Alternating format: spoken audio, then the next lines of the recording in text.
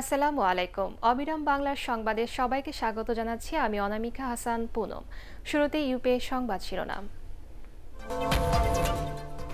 4টি সমঝোতা স্মারক সই করল বাংলাদেশ ও সংযুক্ত আরব আমিরাত। বিনিয়োগ হবে বিদ্যুতে, মাতারবাড়িতে বিশেষ অর্থনৈতিক অঞ্চল।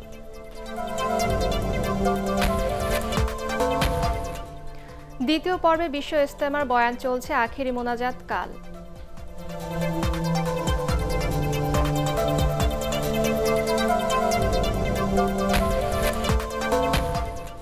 ঠিকাদার কর্মকর্তাদের দ্বন্দ্বে 7 বছরেও শেষ হয়নি বরগুনা বেসিক শিল্পনগরীর কাজ।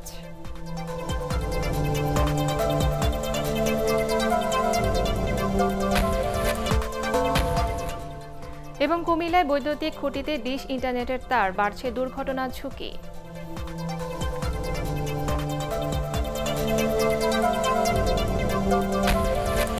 এবারে বিস্তারিত।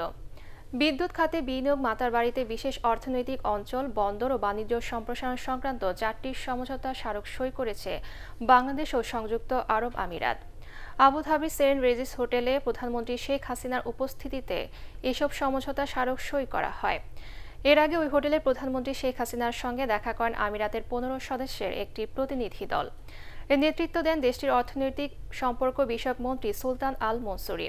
এ সময় তারা বাংলাদেশের বিদ্যুৎ, বন্দর ও শিল্প খাতে বিনিয়োগে আগ্রহ প্রকাশ করেন। দুদেশের বাণিজ্যিক সম্পর্ক আরও এগিয়ে নিতে যৌথ কমিশন গঠন নিয়েও এ সময় আলোচনা হয়।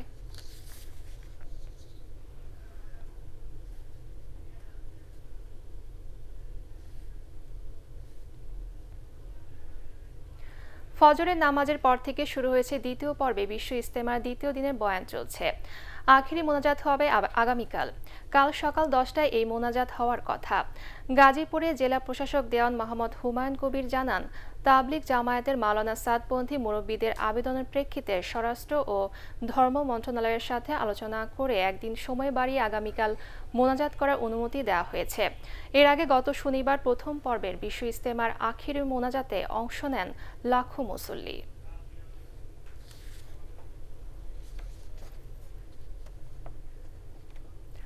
দর্শক, সকাল থেকে ইজতেমা ময়দানে আছেন আমাদের সহকর্মী শফিকুল ইসলাম শামীম। আমরা এখন সরাসরি চলে যাচ্ছি তার কাছে। শামীম, মুসল্লিদের উপস্থিতি কেমন দেখছেন? পুনম বলুন।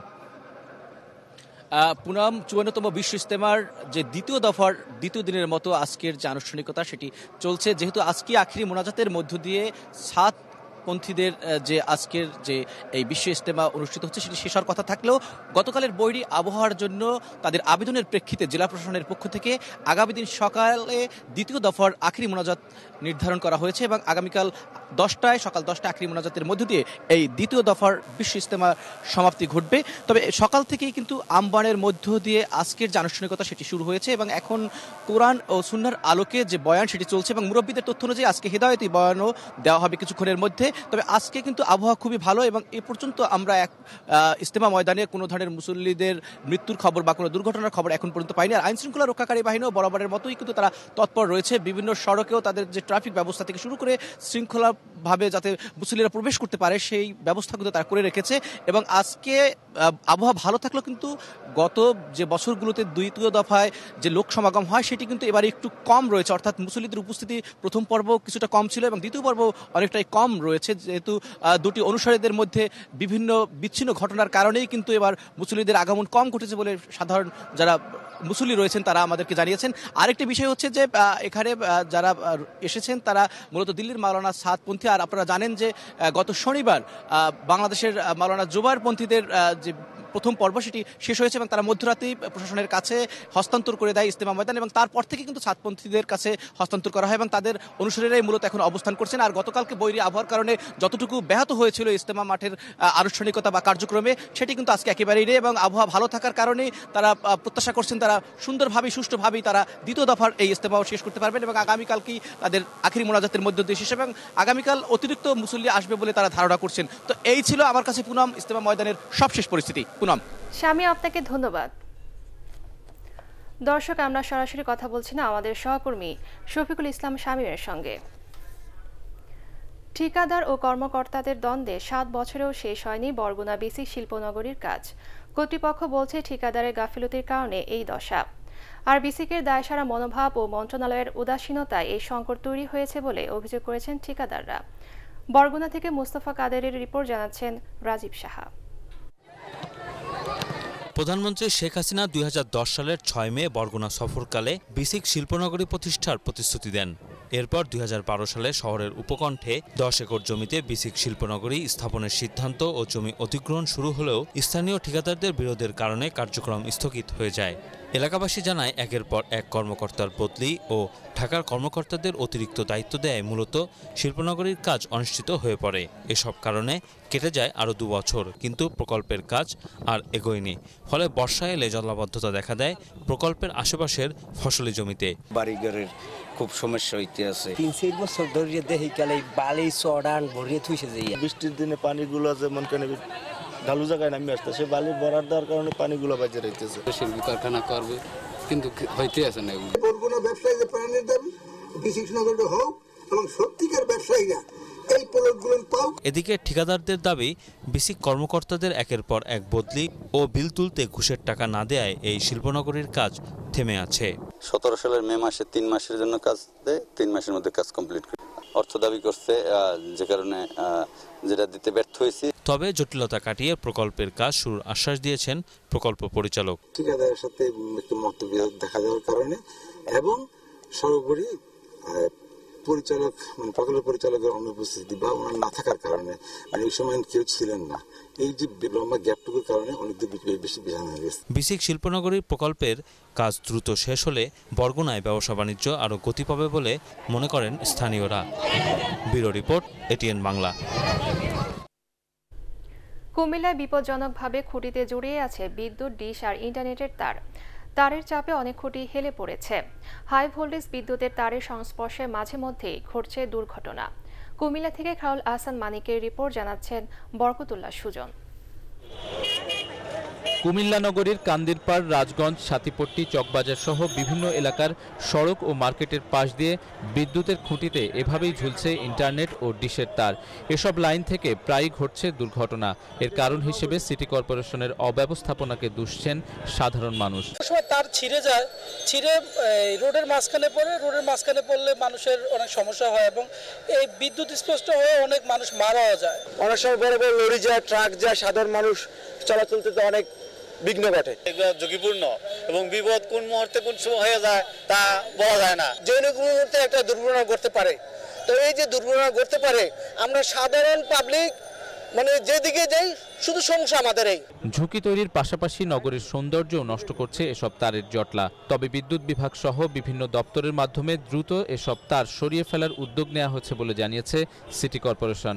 খুব দ্রুত বিদ্যুৎ বিভাগ এবং কেবল অপারেটরদের সাথে কথা বলে দ্রুততর সময়ে এগুলো একটা সিস্টেমের মধ্যে নিয়ে আসার চেষ্টা করব, যাতে করে নগরের সৌন্দর্যটা হানি না হয় এবং একই সাথে ঝুঁকিপূর্ণ অবস্থান না থাকে। ঝুঁকিপূর্ণ ও বিপজ্জনক সংযোগ পুনঃস্থাপন করে সিটি কর্পোরেশন নগরবাসীর জনদুর্ভোগ কমিয়ে আনবে, এমনটা প্রত্যাশা সবার। Bureau report, ATN Bangla. রাজনৈতিক দল হিসেবে জামায়াতের নিবন্ধন বাতিলের মামলার আপিল শুনানি দ্রুত শেষ করার উদ্যোগ নেওয়া হচ্ছে বলে জানিয়েছেন অ্যাটর্নি জেনারেল মাহবুবে আলম। তিনি বলেন, যুদ্ধাপরাধের সাথে জড়িত সকলের বিচার চলবে এবং আগামীতে যাদের পাওয়া যাবে তাদেরও বিচারের আওতায় আনা হবে। সুপ্রিম কোর্টে নিজ কার্যালয়ে সাংবাদিকদের প্রশ্নের জবাবে তিনি এই কথা জানান।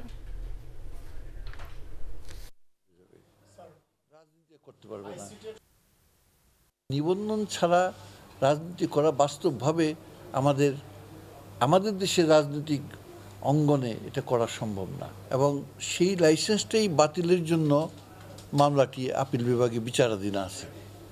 আমরা আশা করি আমরা অতি তাড়াতাড়ি এটা শুনানির ব্যবস্থা নিতে পারবো। ক্ষমা চান বা না চান তাতে কিছু আসে যায় না, কিন্তু যুদ্ধাপরাধের বিচার, যারা ওই সময় অপরাধ করেছে তাদের বিচার অব্যাহত থাকবে। একাত্তরে ভূমিকার জন্য ভুল স্বীকার করলেও জনগণ জামায়াতকে ক্ষমা করবে কিনা সেটাই বড় প্রশ্ন বলে মন্তব্য করেছেন আওয়ামী লীগ যুগ্ম সাধারণ সম্পাদক মাহবুবুল আলম হানিফ। গতকাল রাজধানীতে ঢাকা উত্তরে আওয়ামী লীগের মেয়র প্রার্থী আতিকুল ইসলামের এক মতবিনিময় সভায় তিনি মন্তব্য করেন। তিনি বলেন, মুক্তিযুদ্ধের সময় যারা স্বজন হারিয়েছেন তারা কখনো জামায়াতকে ক্ষমা করতে পারে না। এ সময় আতিকুল ইসলামের পক্ষে ঐক্যবদ্ধ হয়ে দলের নেতাকর্মীদের কাজ করার আহ্বান জানান মাহবুবুল আলম হানিফ। ৭১ জামাত ইসলামী যে মানববিরোধী অপরাধ করেছেন, এই অপরাধের জন্য জাতির কাছে ক্ষমা চেয়েও তাদের ক্ষমা পাওয়ার কোনো সুযোগ আছে বলে জাতি মনে করে না। জামাতের বক্তব্যের মর্মার্থ অনুধাবন করে আসুন আপনারা বিএনপির এই ভুল রাজ থেকে বেরিয়ে আসুন। এই বাংলাদেশে মুক্তিযুদ্ধ বিরোধী স্বাধীনতা বিরোধী কোনো শক্তির রাজনীতি করার নৈতিক অধিকার থাকতে পারে না, সেই সময় ফুরিয়ে গেছে। ভোট কারচুপির চিত্র তুলে ধরতে আগামী ২৪ ফেব্রুয়ারি গণশুনানি করবে ঐক্যফ্রন্ট। তবে এই কর্মসূচি পালনে কোথাও মিলনায়তন ভাড়া পাওয়া যাচ্ছে না বলেও অভিযোগ করেছেন ঐক্যফ্রন্ট নেতা আসম আব্দুর রব। রাজধানী আরামবাগে গণফোরাম কার্যালয়ে ফ্রন্টের স্টিয়ারিং ও সমন্বয় কমিটির যৌথ সভা শেষে তিনি এই অভিযোগ করেন। গণশুনানি সফল করতে নির্যাতিত প্রার্থী ও ভোটারদের অংশ নেওয়ার আহ্বান জানান আসম রব। বলেন, এর মাধ্যমে ভোট ডাকাতির সত্যতা বেরিয়ে আসবে। সরকার বিভিন্নভাবে নির্বাচনের পূর্বে যেমন হামলা মামলা করেছে, এখনও সরকারি দলের পক্ষ থেকে বিভিন্ন হলগুলো বুক করে রেখেছে পুরা ফেব্রুয়ারি মাস। বিভিন্ন জায়গায় পারমিশন না দেওয়ার জন্য নিষেধ করেছে। এরপরেও আমরা অ্যাডামেন্ট, আমরা গণশুনানি ইনশাআল্লাহ করব। যেখানে হোক আমরা গণশুনানি করব। সমস্ত কেন্দ্রে ৯৭টা ভোটে হলো টিপসই। আমরা ডকুমেন্টেশনের মাধ্যমে গণশুনানিতে ডিসপ্লের মাধ্যমে এই জিনিসটা তুলে ধরবো জাতির কাছে, দেশে বিদেশের মানুষের কাছে। ২১ মের মধ্যে বঙ্গবন্ধু স্যাটেলাইটের মাধ্যমে সম্প্রচারে যাবে দেশের সব বেসরকারি টেলিভিশন চ্যানেল। এই সিদ্ধান্তের কথা জানিয়েছে association of television channel owners অ্যাটকো। গতকাল রাজধানীর একটি হোটেলে আয়োজিত এক অনুষ্ঠানে এই কথা জানানো হয়। পাশাপাশি ৬ মাসের মধ্যে সবাইকে পে চ্যানেলের আওতায় আনা হবে বলেও জানানো হয়। বিস্তারিত জানাচ্ছেন Monir Hossain Topu. Association of television channel owners অ্যাটকোর বৈঠকে দেশের বেসরকারি টেলিভিশন চ্যানেলের মালিকরা উপস্থিত ছিলেন। সবার শুরুতে প্রধানমন্ত্রীর বেসামরিক শিল্প ও বিনিয়োগ উপদেষ্টা হিসেবে দায়িত্ব পাওয়ায় অ্যাটকোর সভাপতি সালমান এফ রহমানকে সংবর্ধনা জানানো হয়। বঙ্গবন্ধু স্যাটেলাইটে সম্প্রচার করা সম্ভব হলে খরচ তুলনামূলক কমে যাবে বলে জানিয়েছেন সংগঠনটির সিনিয়র সহসভাপতি মোজাম্মেল বাবু। সরকার আমাদেরকে ভিডিও পরিবেশনের জন্য লাইসেন্স দিয়েছে এবং এটা অন্য কাউকে দেওয়া হয়নি। সুতরাং আমাদের এই এরিয়ায় যেসব এনক্রোচমেন্ট হচ্ছে, বিদেশি চ্যানেল বিজ্ঞাপন বহন করছে, এই সবগুলি জিনিস আপনারা জানেন এবং আমরা অচিরেই একটা পে চ্যানেল হিসেবেও আমরা আবির্ভূত হতে চাই। ২১শে মে একটা টাইমলাইন ঠিক করেছি যে আমরা সকলে একত্রিত হয়ে বঙ্গবন্ধু স্যাটেলাইটে মাইগ্রেট করতে চাই। টেলিভিশন শিল্পের প্রযুক্তিগত চ্যালেঞ্জগুলো মোকাবেলা করতে একসাথে কাজ করার আহ্বান জানিয়েছেন সালমান এফ রহমান। সবথেকে বড় চ্যালেঞ্জটা হচ্ছে টেকনোলজিক্যাল চ্যালেঞ্জগুলি। এই চ্যালেঞ্জটা আমরা কিভাবে মোকাবিলা করব, আপনারা এখন আমাদেরকে জানান, আপনি আমাদেরকে বুদ্ধি দেন, প্রস্তাবগুলি দেন। তখন আমরা তথ্য মন্ত্রণালয়ের সাথে আরও যারা সংশ্লিষ্ট মন্ত্রণালয় আছে তাদের সাথে কথা বলে আমরা দেখি কিভাবে আমরা আমাদের টিভি চ্যানেল যারা আছে তাদের সমস্যাগুলি কিভাবে আমরা সমাধান করতে পারি। সভায় অনুমোদনহীন নিউজ পোর্টাল, অনলাইন টিভি সহ সব ধরনের অবৈধ প্রচার মাধ্যম বন্ধ করার দাবি জানায় অ্যাটকো। মনির হোসেন তপু, এটিএন বাংলা, ঢাকা। বিদ্যুতের প্রতিমন্ত্রী। জমে উঠেছে কলকাতার দ্বিতীয় বাংলাদেশ চলচ্চিত্র উৎসব। কলকাতার সাংস্কৃতিক কেন্দ্র নন্দন ২ ও নজরুল তীর্থ প্রেক্ষাগৃহে বাংলাদেশের চলচ্চিত্র দেখতে ভিড় করেছেন অসংখ্য মানুষ। আয়োজকরা জানান, দর্শকদের উপস্থিতি বলে দিচ্ছে এই চলচ্চিত্র উৎসব সফল হবে। তারা জানান, ভারতের দর্শকদের কাছে বাংলাদেশের চলচ্চিত্র জনপ্রিয় করতে এই উৎসবের আয়োজন করা হয়েছে। দ্বিতীয় দিনে বাংলাদেশের জনপ্রিয় তারকা রিয়াজ, অপু বিশ্বাস ও ফেরদৌসের উপস্থিতি দর্শকদের আলোড়িত করে। ৪ দিনের এই উৎসব শেষ হচ্ছে আজ। কলকাতা আমাদের বাংলাদেশের পাশের না, এখন আমরা একই দেশের, একই আত্মার আত্মীয়ত। তো সেই জায়গা থেকে আমার খুবই ভালো লাগছে এসে। খুব ভালো লাগছে, অনেক প্রাউড ফিল করছি যে অ্যাটলিস্ট আমাদের দেশের সিনেমা দেখে যে প্রশংসা করছে এখানকার দর্শক। আমার নিজের ছবি, আমার নিজের দেশের ছবি যখন অন্য এক জায়গায় দেখানো হয়, প্রচারটা মানে আমার কালচারটা অন্য জায়গায় যাচ্ছে, নিঃসন্দেহে খুব ভালো লাগছে। এবারে আন্তর্জাতিক সংবাদ।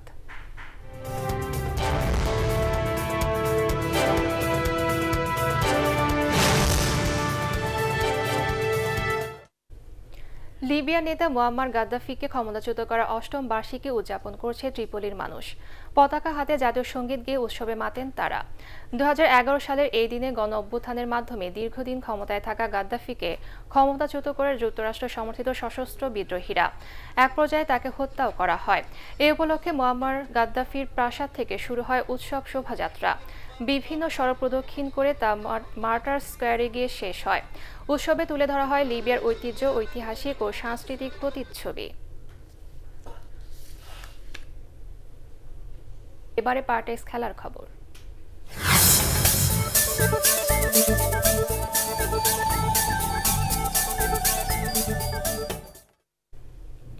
বাংলাদেশ প্রিমিয়ার লিগের ৭ম রাউন্ডের ম্যাচে ব্রাদার্স ইউনিয়নকে ৪-০ গোলে হারিয়েছে ঢাকা আবাহনী লিমিটেড। তবে শেখ রাসেল ক্রীড়াচক্রের সাথে গোলশূন্য ড্র করেছে শেখ জামাল ধানমন্ডি ক্লাব। বঙ্গবন্ধু জাতীয় স্টেডিয়ামে ম্যাচের ৭ মিনিটে এগিয়ে যাওয়ার সুযোগ পায় শেখ জামাল। তবে আর্জেন্টাইন স্ট্রাইকার লুসিয়ানো প্যারেসের শট ফিরে আসে পোস্টে লেগে। শেষ পর্যন্ত গোলশূন্য অবস্থাতেই শেষ হয় খেলা। অন্য ম্যাচে বেলফোর্টে জোড়া গোলে জয় নিয়ে মাঠ ছাড়ে ঢাকা আবাহনী। খেলার ১১ মিনিটে উত্তমের আত্মঘাতী গোলে এগিয়ে যায় আবাহনী।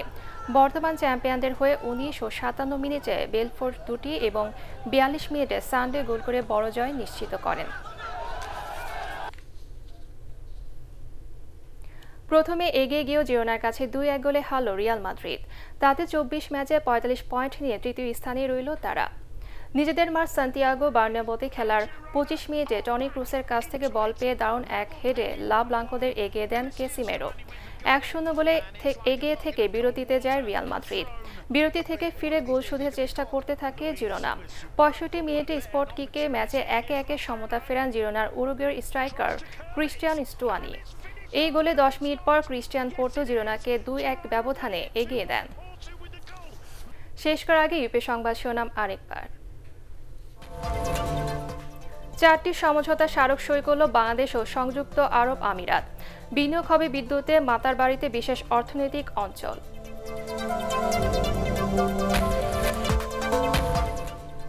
দ্বিতীয় পর্বে বিশ্ব ইজতেমার বয়ান চলছে, আখেরি মোনাজাত কাল।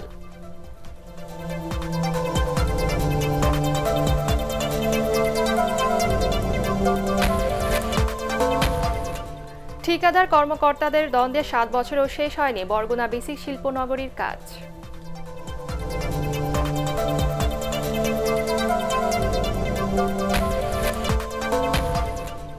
এবং কুমিল্লায় বৈদ্যুতিক খুঁটিতে ডিশ ইন্টারনেটের তার, বাড়ছে দুর্ঘটনার ঝুঁকি।